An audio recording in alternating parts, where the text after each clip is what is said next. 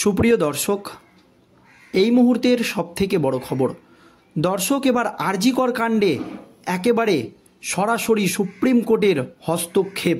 এবার আরজি করের ঘটনা সরাসরি পৌঁছে গেল ভারতের প্রধান বিচারপতি DY চন্দ্রচূড়ের কাছে।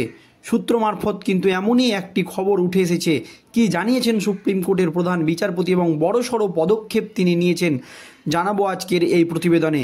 তবে এই নিয়ে রাজনৈতিক মহলে শুরু হয়ে গিয়েছে জোর চাপান্তর। দর্শক, আপনারা সকলেই জানেন রাজ্য সরকারের একাধিক মামলা, কিন্তু একাধিক দুর্নীতিগ্রস্ত ইস্যুর যে মামলা, বিভিন্ন মামলা কিন্তু কলকাতা হাইকোর্ট থেকে গিয়ে সুপ্রিম কোর্টে চলছে। এই আবহে আপনারা জানেন ডিএর মতো গুরুত্বপূর্ণ মামলা কলকাতা হাইকোর্টে বারবার জিতেছে রাজ্য সরকারের কর্মচারীরা, আর সেই মামলা কিন্তু সুপ্রিম কোর্টে গিয়েছে এবং সেই মামলা দীর্ঘদিন ধরেই, এত গুরুত্বপূর্ণ ডিএর মতো একটি মামলা সুপ্রিম কোর্টে দীর্ঘদিন ধরেই পিছিয়ে যাচ্ছে। তা নিয়ে সুপ্রিম কোর্টের যে নিরপেক্ষতা, সেটা নিয়ে প্রশ্ন উঠেছে।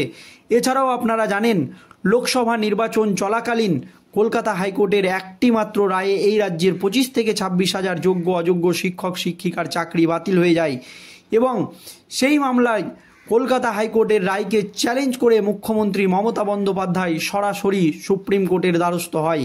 আর এরপরই সুপ্রিম কোর্টের প্রধান বিচারপতির নেতৃত্বাধীন ডিভিশন বেঞ্চ কলকাতা হাইকোর্টের যে রায়, 26 হাজার শিক্ষক শিক্ষিকা চাকরি বাতিলের মামলার যে রায়, সেই রায়ে কিন্তু স্থগিতাদেশ দিয়ে দেয়। সেই মামলা কিন্তু এখনও দীর্ঘদিন ধরে চলছে। আর এই আবহে আবারও আরজি কর কাণ্ডের ঘটনা সরাসরি পৌঁছে গেল সুপ্রিম কোর্টের প্রধান বিচারপতির হাতে।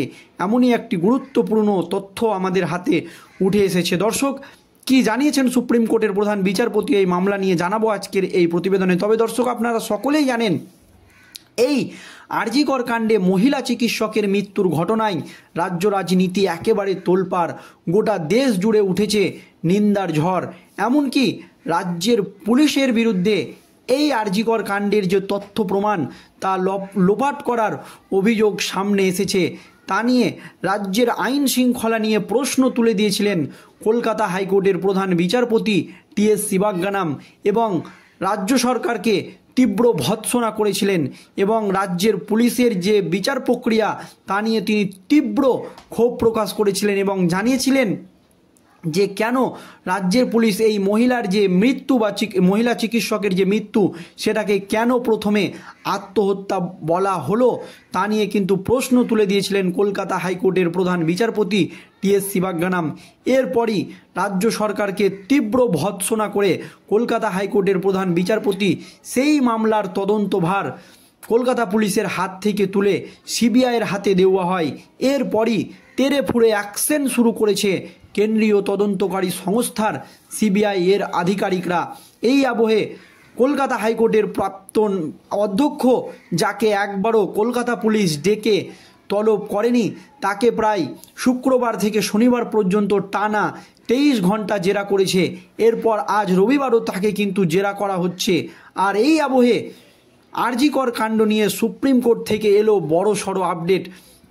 দর্শক, আপনারা সকলেই জানেন এই আরজি কর কাণ্ডে কি আপডেট এসেছে সুপ্রিম কোর্ট থেকে, জানাবো আপনাদেরকে। কিন্তু এই আরজি কর কাণ্ডে মহিলা চিকিৎসকের মৃত্যুর ঘটনায় যেভাবে রাজ্যে গোটা দেশ জুড়ে উঠেছে নিন্দার ঝড় এবং রাজ্যের বিভিন্ন সভামঞ্চ থেকে মুখ্যমন্ত্রী মমতা বন্দ্যোপাধ্যায়ের পদত্যাগের দাবি উঠে গিয়েছে, জানিয়ে প্রবল চিন্তায় ছিলেন বাংলার মুখ্যমন্ত্রী মমতা বন্দ্যোপাধ্যায়।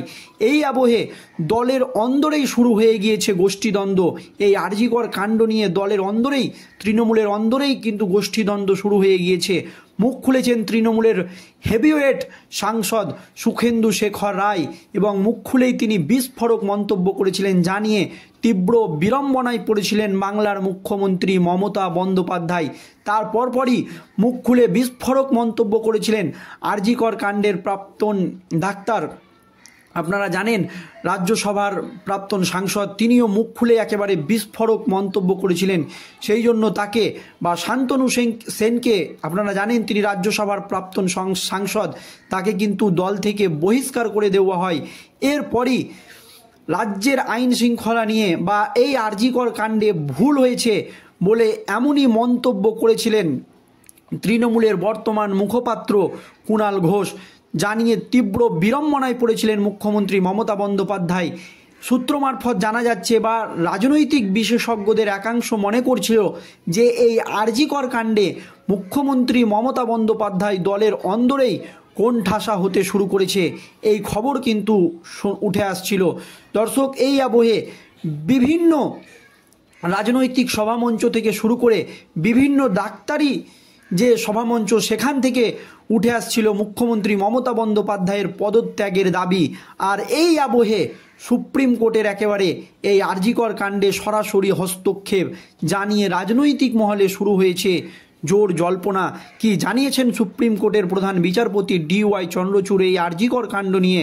দেখুন দর্শক, আরজি কর মেডিকেল কলেজে ধর্ষণ ও খুনের ঘটনায় আর্মি কলেজ অফ ডেন্টাল সায়েন্সের BDS ডক্টর মনিকা সিং ভারতের প্রধান বিচারপতি DY চন্দ্রচূড়ের কাছে এই আরজি কর কাণ্ড নিয়ে doctor Monika Singh BDS doctor Monika Singh ভারতের প্রধান বিচারপতি DY চন্দ্রচূড়ের কাছে এই দিন তার আইনজীবী সত্যম সিং বলেন, ডক্টর মনিকা সিং ভারতের প্রধান বিচারপতির কাছে একটি চিঠিতে আবেদন লিখেছেন যতক্ষণ না পর্যন্ত এই মামলাটি বিচারাধীন থাকে ততক্ষণ পর্যন্ত যাতে আরজি করের ডাক্তারদের নিরাপত্তার জন্য আরজি কর মেডিকেল কলেজ ও হাসপাতালে কেন্দ্রীয় বাহিনী মোতায়েন করা হয় বা কঠোর কোনো পদক্ষেপ নেওয়া হয়। এই নিয়ে কিন্তু সুপ্রিম কোর্টের প্রধান বিচারপতির কাছে একটি আর্জি জানানো হয়েছে। ঘটনাস্থলকে রক্ষা করার জন্য এবং সেখানে আন্দোলনকারীদের যেভাবে হুমকি দেওয়া হচ্ছে এবং প্রমাণগুলিকে নষ্ট করার চেষ্টা করা হচ্ছে, সেই সম্পর্কিত একটি চিঠি সুপ্রিম কোর্টের প্রধান বিচারপতির কাছে পাঠানো হয়েছে। জানিয়ে রাজনৈতিক মহলে শুরু হয়ে গিয়েছে জোর চাপান্তর। আর এই বিষয়ে সুপ্রিম কোর্টের প্রধান বিচারপতি জানিয়েছেন যে সম্পূর্ণ বিষয়টি খতিয়ে দেখার আশ্বাস দিয়েছেন সুপ্রিম কোর্টের প্রধান বিচারপতি, যে কি হয়েছে বিষয়টি নিয়ে তারা একেবারে ভালোভাবে খুঁটিয়ে দেখবেন। তবে আপনারা জানেন যে রাজ্য সরকারের একাধিক মামলায় কিন্তু সুপ্রিম কোর্টে চলছে এবং সেই মামলাগুলোর শুনানি দীর্ঘদিন পিছিয়ে যাচ্ছে। তবে এই ডাক্তারের আর্জি নিয়ে অনেকেই অনেক রকম কথা বলছে।